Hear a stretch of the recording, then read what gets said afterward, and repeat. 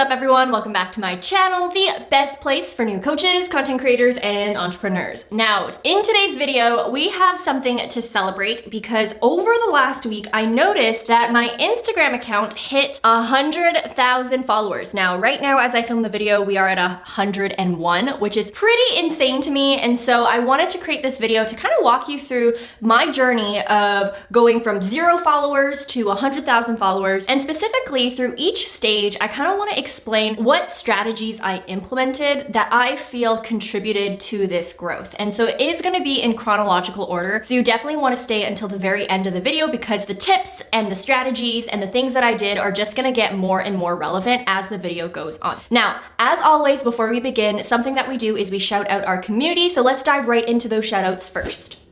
Massive congratulations to this week's YouTube channel and Instagram profile of the week. Thank you for supporting this channel. Now, if you're interested in being featured too, all you have to do is take a picture of this video and post it to your Instagram stories. Just don't forget to tag me, or you can leave a comment in today's video. Anyways, guys, let's get right back into the video.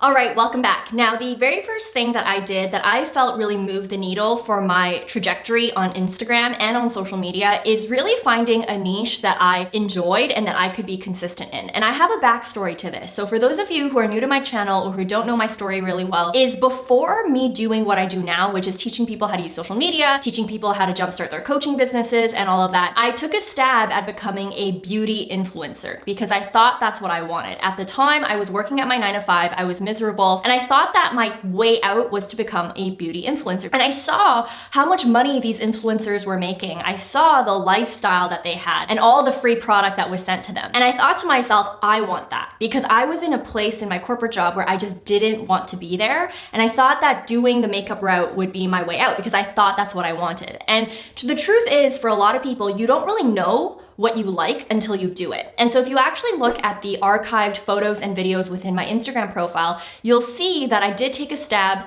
at creating tutorials, creating videos, creating content for makeup. But here's the thing, I wasn't super passionate about it, and I was doing it for the wrong reasons. I was doing it because I wanted to pop off, I wanted to get the vanity metrics, and I wanted to be an influencer. But the reality is that I wasn't like a James Charles or a Nikki Tutorials where I was so passionate about makeup to the point where I can come up with 20 different looks, always spend the hours after work creating videos and all that. And so that in itself impacted my creativity. And every time I did a video, I was just miserable because I didn't want to do it. I didn't want to go on camera and put on more makeup on my face only to take it off for the footage. And so that impacted my consistency. And today in my paid program, the BOSSGRAM Academy, what I teach when it comes to finding a niche that is suitable for you is my PSP formula. And so in my program, I teach this more in depth of how to actually execute the components of the PSP formula, but for the purpose of this video, I'm gonna share with you what that formula is. And so what I believe is that in order for a niche to be aligned with you, it has to cover 3 of these components. The first one is personal story.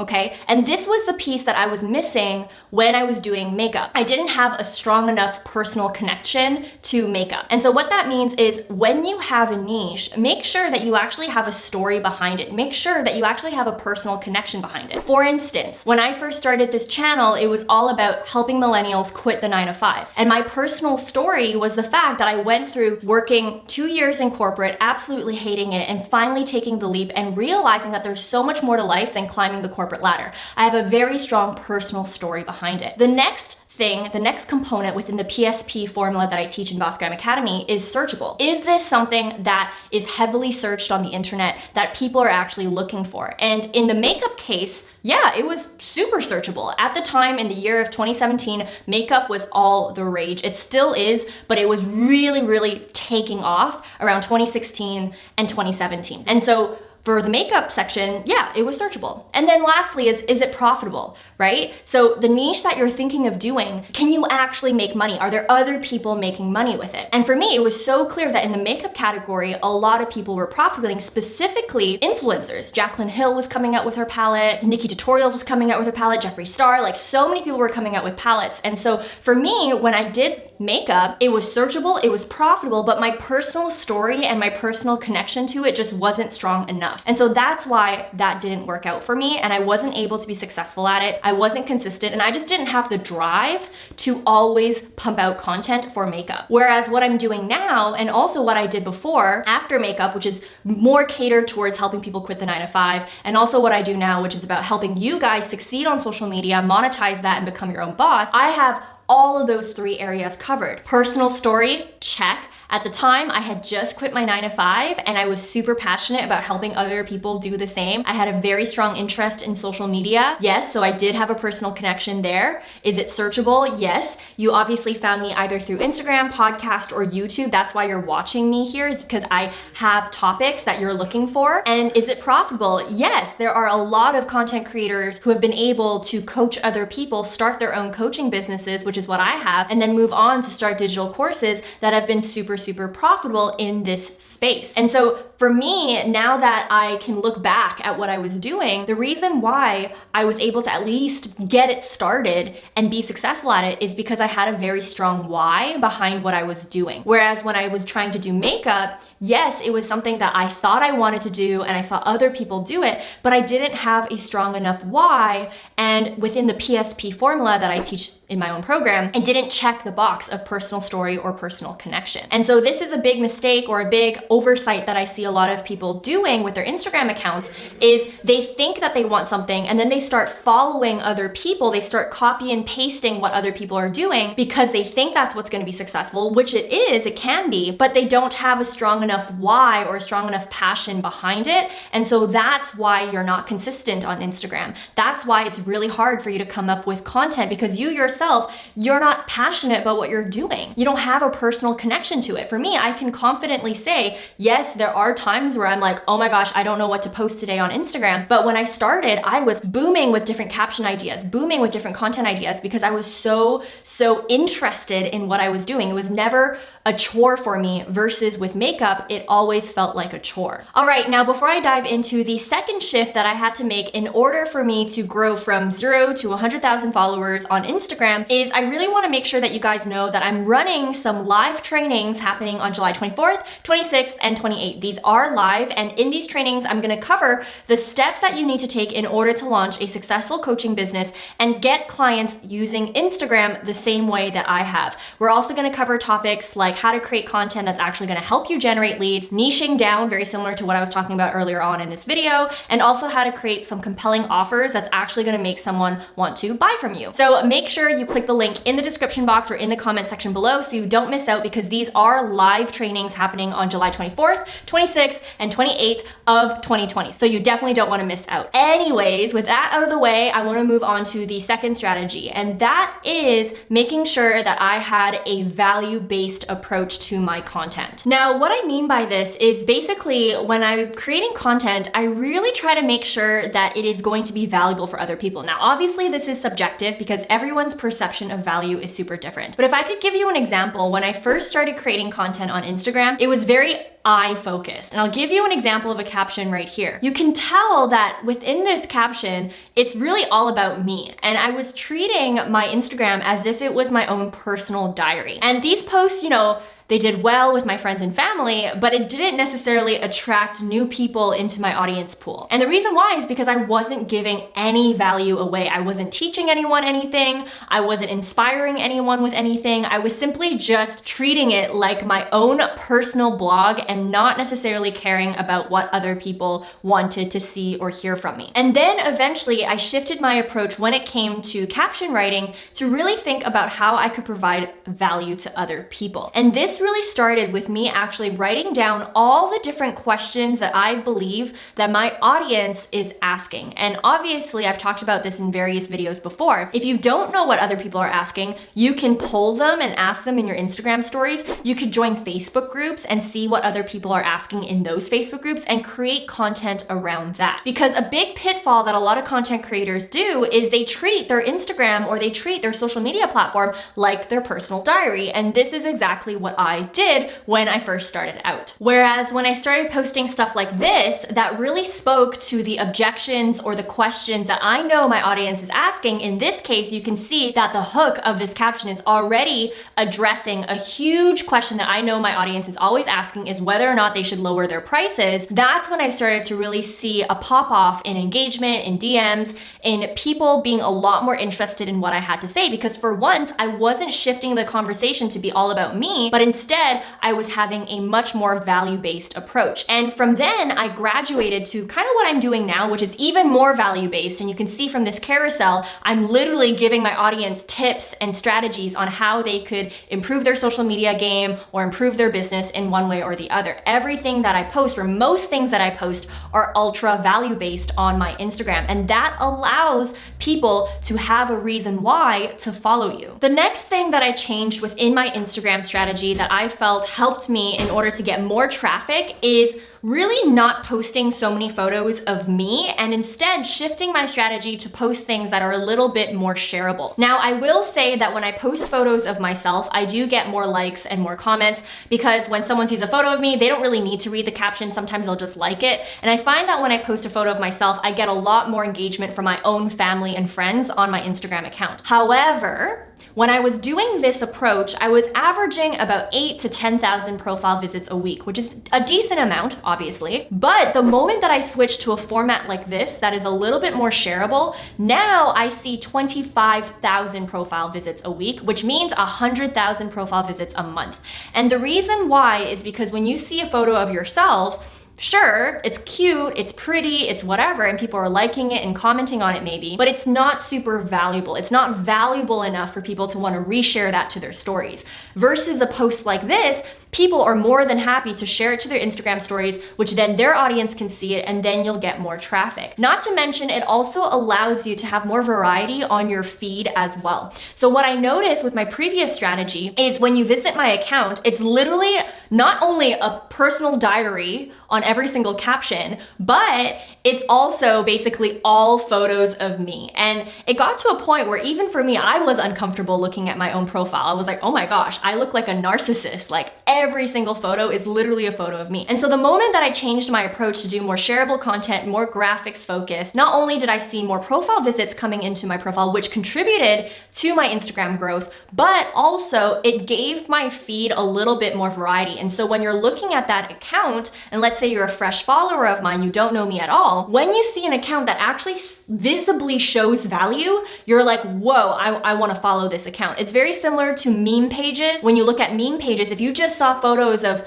you know, the person who owns the account, you'd be like, not really interested. But because just from the feed alone in your first impression, you're like, there's content here that I can share. There's content here that, you know, is going to entertain me or educate me. Then that's when you can start seeing that growth in followers. And so I really feel like this little shift in strategy really contributed to my growth on Instagram. Another strategy that I implemented that I recently did is incorporating something that I like to call the photo bait method. And what the photo bait method is when you put a photo of yourself as the first page of the carousel, and then in the back pages of the carousel, you then put your captions or you put the actual value. And I came up with this because I realized when I was looking at my analytics, I was right that the photos of myself actually perform better in terms of likes and comments, in terms of those vanity metrics that a lot of people care about. But the posts where it's more shareable, those ones had the most saves and the most shares. And I value shares a lot because that actually gets me traffic to my page. And therefore people see the link in my bio, click it, and then that turns into a lead into my business, or it actually contributes back to my business. Likes and comments don't really contribute back to my business in a monetary way, whereas traffic does, right? And so I asked myself, how can I merge the two? How can I also get the engagement, get the likes and comments, those vanity metrics or whatever, but also get the saves and the shares? And that's when I started to incorporate the photo bait method. Now, I don't use this a lot because, again, like I said in the previous strategy, I don't necessarily like to flood my feed with pictures of me, but occasionally I will do it, and every single time, for me at least, it performs really well. And so what I do now is, like I said, I'll have the first page as a photo of myself, and when you swipe, it's the caption or it's another thing that you can also share on your Instagram stories. Because when you give people options in the carousel, they can choose what they want to share. And so even though the first slide of your carousel is a photo of you, you can bait them, you can help them stop the scroll and double tap or comment or whatever. But when they swipe, they'll see that image that they'll actually want to share on their stories. And so you're giving people options. Not only this, something that I like to do and that I have started doing is when I have a super long caption, I'll always try my best to turn that into a note format like this to make things a little bit more digestible. Because even in my own habits, when I see other people posting captions that are super long, I tend to not read that anymore. I don't have time for that. But when it's in a carousel and it's formatted nicely with bolded headers or underlines or italicized fonts, that actually catches my attention a lot more and it becomes a little bit more digestible. And because I've consumed that content, now I understand I'm actually an engaged user, and that's going to propel me to want to DM someone, to want to share their content, to want to like, and to want to comment. And so now I use the photo bait method, and I personally feel like that has actually also helped me accelerate my growth on Instagram as well. Because even before then I was growing, but it wasn't until I started creating the shareable content, using the photo bait method, doing all of that, creating things that are a lot more digestible, that's when I really started to see skyrocketed growth, which is why I feel my account went from 0 to 100,000 a lot faster than most people. The next thing that is obviously a big game changer when it comes to growing on Instagram is being on another platform. And I definitely should have probably mentioned this earlier on in the video. I don't know why, but essentially once you feel like you've mastered a platform, you have the ins and outs of Instagram, you can consider potentially putting your authority elsewhere that's a lot more searchable. So for me, it was YouTube. As I was building up my Instagram, I was also starting up my YouTube channel. And my YouTube channel generates a lot of traffic because of the search capabilities on YouTube. Now for you, if you don't want to be a YouTuber, that's totally okay, but you can also consider podcasts or you can consider a Facebook group. For me, this is how I started. I started with my Instagram first, posted a couple posts, made sure that I could be consistent, had some content planned out for that. I was consistent on stories, and then I moved on to YouTube, and that's where I started posting once a week content on things that I knew was searchable, because remember my PSP formula, there you need to have a personal connection, it needs to be searchable, and it needs to be profitable in order to be a niche that could be suitable for you. And also, eventually, I believe in October of 2018, because I had amassed a community both on Instagram and on YouTube, I then created a Facebook group. And that Facebook group also attracted more people from Facebook who was searching for, topics that my Facebook group would cover. And then now I eventually launched a podcast. So the podcast I launched not too long ago, I launched like a couple months ago, but now the podcast also gets me traffic as well. And all of that traffic from these different social media platforms are now going to my Instagram. And that's also how, when you look at my Social Blade, you're able to see such rapid growth, because not only am I incorporating Instagram strategies to help me grow, I also have the fuel of the other platforms that are helping me grow as well. So something that you want to consider is really pairing yourself with another platform to help grow your Instagram account. It could be TikTok, it could be YouTube, it could be podcast, it could be you being super active on Facebook groups and making sure people know how to find you on Instagram in order to contribute to that Instagram growth. So that is definitely something that you may want to consider to really accelerate the trajectory and the velocity of how much you're growing on Instagram. Finally, another thing that I did that I feel has really helped contribute to my growth is being a lot smarter with content creation. And what I mean by this is, for me, I got to a point where I'm obviously on multiple platforms, like I said, Instagram, Facebook, YouTube, podcast, and I realized that this wasn't sustainable. I cannot be on multiple platforms all the time pumping all of this content. It's simply not a CEO level activity. And so that's when I started to become a lot smarter with content repurposing. So now what I do is I literally take my content from YouTube. So for example, I have this video right here, and then I'll turn that into an Instagram carousel and I'll make that a lot more shareable. And so now I've only created that content once. I simply repurposed it to Instagram, and now I'm getting traffic on Instagram and I'm getting traffic on YouTube from that video on both ends. And that's how I was able to also accelerate the growth without me necessarily doubling my work. And you don't have to be on multiple platforms to do this. So long as you are someone who is creating content elsewhere, you can always find areas of how you can convert that into your Instagram captions or your Instagram graphics or whatever it may be. Another thing that you can also do is if you have a Facebook group. For example, this is a post that I did in my Facebook group, and then I simply turned that again into something that I could put on Instagram. And it took me not that long. It didn't take me sitting there at my desk thinking of new content. I just looked at my previous content on my other channels and repurposed it. You can also, if you have a podcast, let's say, and you do audio work, you can turn that into an audiogram. You can use Repurpose House, or you can use Headliner, and I talk about it in this video right here. You can repurpose that and put it onto Instagram as well. So now you're doubling your traffic. Another thing that you can consider doing, and this is for those of you who maybe aren't interested in being on multiple platforms, maybe you're not there yet, maybe you don't have the capacity for it, and that's okay. What you can do, and this is what I sometimes do, so I'll look at my old stories that I did on my Instagram account, and I'll literally convert those stories into content for my Instagram, because for a lot of you guys may be on stories doing mini trainings, or you guys might be dropping some key value bombs on your Instagram stories that you're not repurposing. So what I'll do is I'll literally go through my archives, look at past stuff that I've said in my Instagram stories, and then repurpose it onto my Instagram post. So at least I'm saving time on the content ideation side of things, and all I need to do is just slap it into a caption or slap it into a graphic and whatnot, and then post it on my Instagram. And so that way, again, you aren't doubling your work. Now, at this point in the video, I've really shared with you and narrowed down the key things that I believe really move the needle for me. Obviously, if you go through my YouTube channel, there is a whole section on different methods for Instagram that you can grow with, but I did condense all of the most important ones that I believe really contributed to my success in this video. Now, you might be wondering, okay, so what's your strategy now? Well, the answer is simple. For me, I know that traffic is the most important thing, at least for me. I already have a niche established. I already know that I'm consistent on, content. I already know that, people like my content and my positioning is decently well. And so now my focus is simply on traffic. If you're watching this video and you're maybe more in the beginning stages, then your goal at this point may not be traffic. It may be adjusting your positioning, or it may be finding a niche in the first place, or it may be creating an offer so that when you have the traffic, you at least have something that you can sell so that you're making money online and you're not just being a broke content creator. And again, make sure you click the link in my description box or click the link in my comment section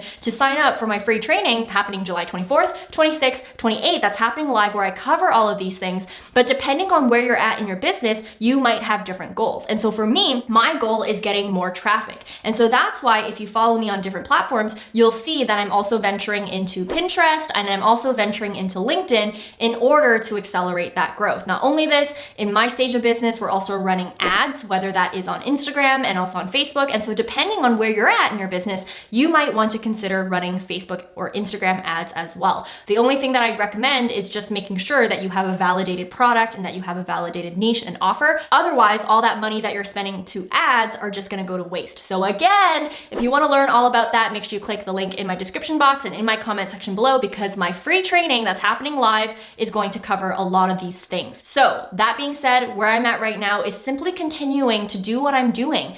Simply continuing to do the things that I literally mentioned in this video. Create more traffic by expanding to more platforms, continue to have a value-based approach to my content, and also repurposing that content and making it shareable so that I'm not doubling my work, but I am doubling my traffic. These are things that right now I am super focused on. That's why make sure you comment below in this video and let me know what you're gonna be focusing on, because I would love to know. That being said, while you wait for next week's video, make sure you also check out these two videos that I have right here as well. I talk a lot about content creation, social media, entrepreneurship, Instagram, and all the likes of that. So make sure you check out these two videos while you wait for next week's video. As always, guys, I appreciate you. I hope you guys have a great day, a great week, and a great life. And hopefully I'll see you at my live training. All right, bye guys.